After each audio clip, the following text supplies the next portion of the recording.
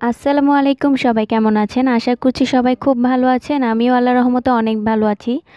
আজকের ব্লগটিতে আপনাদের সাথে আমি শেয়ার করব কিভাবে আপনারা ইলিশ শুটকি দিয়ে আলু দিয়ে ভুনা করবেন। এটা প্রায় অঞ্চলেই খেয়ে থাকে। আমি জানি না আপনারা এটা পছন্দ করেন কিনা, তবে আমরা কিন্তু এটা খুব পছন্দ করি।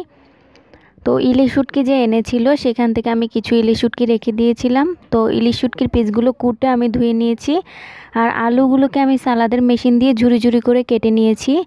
যে সাইডটা বেশি মোটা সেখান দিয়ে আমি আলুগুলো কুটেছি, আর পেঁয়াজকে কুচি করে নিয়েছি। তো আমি এখন রান্না করতে চলে গেলাম। আর এখানে দেখতে পাচ্ছেন আমি কড়াই দিয়ে দিয়েছি, আর কড়াইতে তেল গরম হয়ে গিয়েছে। তেলের মধ্যে আমি পেঁয়াজ দিয়ে দিয়েছি। তো এভাবে করে আমি নেড়েচেড়ে দিচ্ছি। পেঁয়াজটা যখন বাদামি হয়ে আসবে তখনই আমি সব মশলাগুলো এখানে অ্যাড করব। আপনারা অনেকেই জিজ্ঞেস করছেন নুসরাত কেমন আছে, নুসরাত ভালো আছে কি না, আমি কেমন আছি। হ্যাঁ, আপনাদের প্রশ্নগুলো আমার খুব ভালো লাগলো। আপনারা এইভাবেই আমাদের সাথে মিলেমিশে থাকবেন, এটাই আমরা চাই।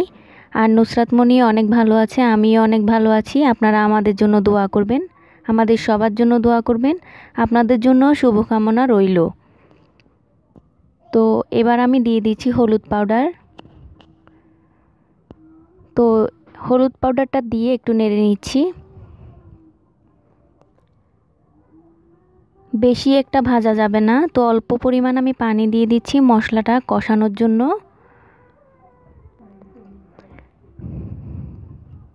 তো এরপরে আমি এখানে বাকি মশলাগুলো অ্যাড করে দিলাম। মরিচ পাউডার দিয়ে দিলাম লবণ। এরপর আমি এভাবে নেড়েচেড়ে মশলাগুলোকে সুন্দরভাবে কষিয়ে নেব। আর আজকের ভিডিওতে কিন্তু আকর্ষণীয় একটি জিনিস রয়েছে। আজকে দেখানো হবে কে আমাদের বাসায় কি নিয়ে এসেছে। মানে আমাদের বাসায় একজন এসেছে, আর সে কি নিয়ে এসেছে ভিডিও শেষে দেখানো হবে। তো আপনারা অবশ্যই স্কিপ করবেন না, ভিডিওটি সম্পূর্ণ দেখতে থাকুন। আর এরপরে যে ভিডিওগুলো আপলোড করা হবে এক এক করে সবগুলো আকর্ষণীয় ভিডিও আপনাদের সাথে শেয়ার করব। তো ততক্ষণ আমাদের চ্যানেলটি অবশ্যই সাবস্ক্রাইব করতে হবে। সাবস্ক্রাইব না করলে কিন্তু নোটিফিকেশনগুলো মিস করবেন। তো এখনই চ্যানেলটি সাবস্ক্রাইব করে নিন, আর একটি লাইক দিয়ে দিন ভিডিওতে। তো মশলাগুলো কষানোর পরে আমি ইলিশ শুটকির যে 2টি পিস আমি কেটে রেখেছিলাম সেগুলো দিয়ে দিয়েছি। আর এখন আমি ভালোভাবে মশলার সাথে কষিয়ে নেব। তো দেখি কি অবস্থা রান্নার। তো মশলার সাথে ইলিশ শুটকির টুকরোগুলো কষানো হয়ে গেছে, আর একটু সাবধানে নাড়াচাড়া করতে হবে যাতে ভেঙে না যায়। তো এভাবে করে সুন্দরভাবে নেড়েচেড়ে দিতে হবে। আপনারা অবশ্যই আমার কমেন্ট বক্সে কমেন্ট করবেন। কমেন্ট করলে আমার কিন্তু অনেক ভালো লাগে। আপনাদের কমেন্ট না পেলে কিন্তু আমার খুব আপসেট মনে হয়। তো যখন ইলিশ শুটকিটা কষানো হয়ে যাবে তখন আলুগুলো আমি এখানে ঢেলে দেব। তো আমি এভাবে করে নেড়ে দিচ্ছি। চামচ দিয়ে বেশি নাড়াচাড়া করলে কিন্তু ভেঙে যাওয়ার সম্ভাবনা আছে, তাই আমি এভাবে ধরে নেড়ে দিচ্ছি। তো এভাবে করে আমি ঢাকনা দিয়ে ঢেকে রাখবো কিছুক্ষণের জন্য। আর আমি ধনেপাতা কুচি করেছিলাম, দেখতে পাচ্ছেন ধনেপাতা। তো যখন ভালোভাবে সিদ্ধ হয়ে আসবে তখন আমি ধনেপাতাগুলো এখানে অ্যাড করে দিব।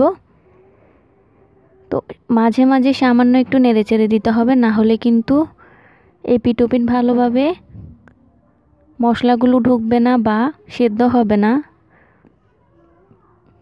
আর আমি এভাবে করে আরও কিছুক্ষণ ঢাকনা দিয়ে রেখে দিচ্ছি।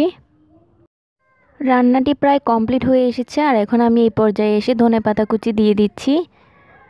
তো আমার এই রান্নাটি কিন্তু অসাধারণ হয়েছিল। যারা খেয়েছে তারা অবশ্যই আমাকে বলেছে যে রান্নাটি খেয়ে কেমন হলো। তো আপনারা অবশ্যই বাসায় ট্রাই করে দেখবেন, আপনাদের কাছেও অবশ্যই খুবই ভালো লাগবে। তো আজকের মতো আমার রান্নাটি কমপ্লিট হয়ে গেল। দেখতে পাচ্ছেন কতটা সুন্দরভাবে ইলিশ শুটকি দিয়ে আলু ভুনা করা যায়। এটা কিন্তু নতুন আলু ছিল। আর আমাদের বাসায় একজন মেহমান এসেছে, মেহমান বলতে ঘরের মানুষই। তো কে এসেছে পরের ভিডিওতে আপনাদের সাথে শেয়ার করব। আর সে আসার সময় কিন্তু খেজুরের রস নিয়ে এসেছে। আর এই খেজুরের রসগুলো আমি কোন কাজে ব্যবহার করেছি সেটাও কিন্তু পরবর্তী ভিডিওতে আমি আপলোড করব। তাই এখনই চ্যানেলটিকে সাবস্ক্রাইব করে রাখুন পরবর্তী দিনের ভিডিওগুলো দেখার জন্য। তো অবশ্যই ভিডিওতে একটি লাইক দিয়ে দিন। আজকের ভিডিও এই পর্যন্তই। আল্লাহ হাফেজ, ভালো থাকবেন।